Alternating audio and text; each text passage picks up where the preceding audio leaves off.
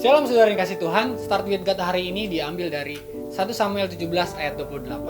Ketika Eliab, kakaknya yang tertua mendengar perkataan Daud kepada orang-orang itu, bangkitlah amarah Eliab kepada Daud sambil berkata, "Mengapa engkau datang? Dan pada siapakah kau tinggalkan kambing domba yang 2-3 ekor itu di padang gurun? Aku kenal sifat pemberanimu dan kejahatan hatimu. Engkau datang kemari hanya dengan maksud melihat pertempuran." From zero to hero, kita semua bisa jadi pahlawan bagi siapapun. Dan cara Tuhan sangat unik dan ajaib untuk angkat kita dari situasi yang sedang kita alami saat ini. Jadi jangan pernah remehkan diri kita sendiri ataupun orang lain. Tidak hanya survive, tetapi kita keluar sebagai pahlawan dan menjadi pemenang bagi diri kita sendiri maupun keluarga dan lingkungan sekitar kita. Arti pahlawan dalam bahasa Sanskerta dibilang bahwa yakni pahlawan, orang yang dirinya menghasilkan buah bagi dirinya sendiri, bagi bangsanya dan buahnya ini sangat berkualitas. Orang yang menonjol dalam keberanian, berani dalam membela kebenaran, dan juga punya energi yang luar biasa. Tidak cukup hanya berani, tetapi kita perlu berkorban dalam situasi apapun.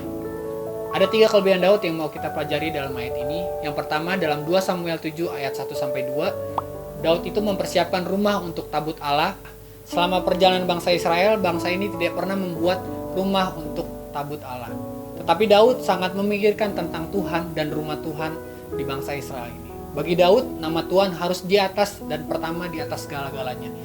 Dan begitu juga Tuhan mau kita menempatkan dia dalam situasi apapun di atas segala-galanya. Kelebihan Daud yang kedua dalam 2 Samuel 5 ayat 25 yaitu Daud taat atau tepat melakukan apa yang Tuhan katakan kepadanya. Dan di dalam Yohanes 14 ayat 15, bukti mengasihi Tuhan adalah orang yang taat melakukan perintah Tuhan dalam hal apapun.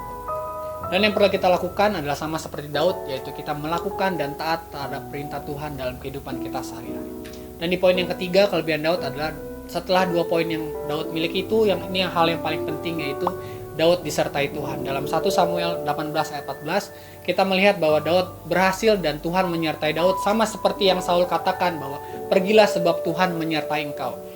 Kita semua percaya bahwa kita sama-sama punya kelebihan dan kekurangan, tapi percayalah di atas semuanya itu, yang paling penting adalah penyertaan Tuhan dalam kehidupan kita.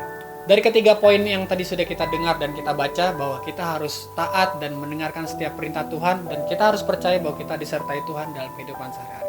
Jadi jangan lupa baca Alkitab saat teduh dan berdoa setiap waktu, karena Tuhan Yesus sebentar lagi akan datang. Tuhan Yesus memberkati kita semua.